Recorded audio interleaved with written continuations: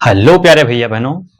तो आज हम कक्षा 10 का या क्लास 10th का जो है साइंस से स्टार्ट करेंगे, साइंस की शुरुआत करेंगे, जिसमें हम सर्वप्रथम बेसिक लेवल का या आधारीय स्तर का जो है विज्ञान पढ़ेंगे।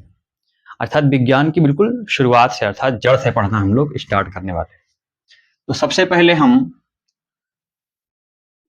क्या पढ़ेंगे? कक्षा 10 क्लास 10th विज्ञान पढ़ने वाले हैं, जिसको अंग्रेजी में साइंस बोलते हैं। हम एनसीईआरटी को फॉलो करेंगे। एनसीईआरटी की बुक्स जो उत्तर प्रदेश में, पूरे यूपी बोर्ड में और अन्य कई बोर्ड्स में जो पढ़ाई जाती हैं, उन बोर्ड्स को हम फॉलो करेंगे। अर्थात एनसीईआरटी को फॉलो करेंगे। जो जहाँ जहाँ भी एनसीईआरटी पढ़ाई जाती है, उन सभी बोर्ड्स को हम फॉलो करेंगे।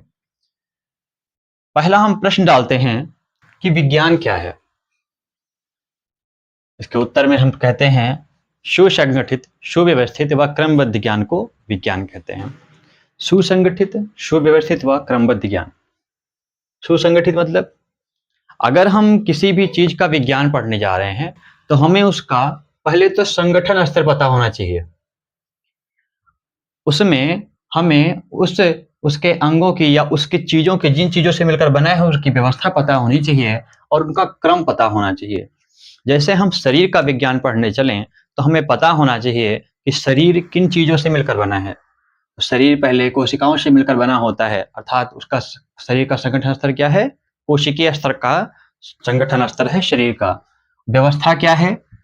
हम शरीर में कोशिकाओं की व्यवस्था देखते हैं। कोशिकाएं इकट्ठा होकर के ऊतकों का निर्माण करती हैं, ऊतक इकट्ठा होकर के अंगों का निर्माण करते हैं, अंग संयुक्त होकर के अंग तंत्रों का निर्माण करते हैं और अंग तंत्र आपस में मिल करके क्या बनाते हैं? पूरा शरीर बनाते हैं। उसी प्रकार से ये क्रमानुसार लगे होते हैं, अर्थात क्रमबद्ध तरीके से व्यवस्थित होते हैं। जैसा हम देखते हैं कि पहले सर है, उसके बाद में गला है, फिर चेस्ट है, फिर हैंड है, उसके बाद में हमारा पेट और फिर हमारा पैर आता है। ठीक है, तो ये क्रमबद्ध तरीके से होता है। उसके बाद में हम विज्ञान का विभाजन करते हैं। विज्ञान को प्रमुख 3 शाखाओं में विभाजित किया जाता है। अगर हम विज्ञान को विभाजित करके पढ़ना चाहें तो हम शुरुआत से ही देखते हैं कि विज्ञान में 3 चीजों का ज्यादा समावेश किया जाता है। पहला भौतिक विज्ञान या भौतिकी का, जिसमें हम बाहर के वातावरण में घटने वाली घटनाओं जैसे ताप, दाब आदि में परिवर्तन को पढ़ते हैं। उसके बाद में आता है रसायन विज्ञान। रसायन विज्ञान अर्थात जो हमारे पदार्थों में केमिकल चेंजेस होती हैं, रासायनिक परिवर्तन होते हैं, उनको पढ़ा जाता है। और जीव विज्ञान अर्थात हम सजीव प्राणियों के शरीर का विज्ञान, उनके अंदर का विज्ञान पढ़ते हैं जीव विज्ञान के अंतर्गत। फिर हम देखते हैं कि हमारे ये जो दुनिया है, ये दुनिया किन चीजों से मिलकर बनी है।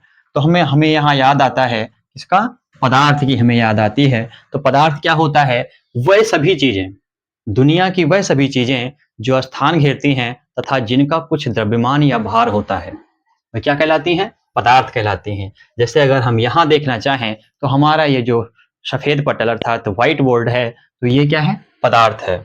यहाँ पर जो ये इंक जिससे लिखा हुआ है, ये भी एक प्रकार का पदार्थ है।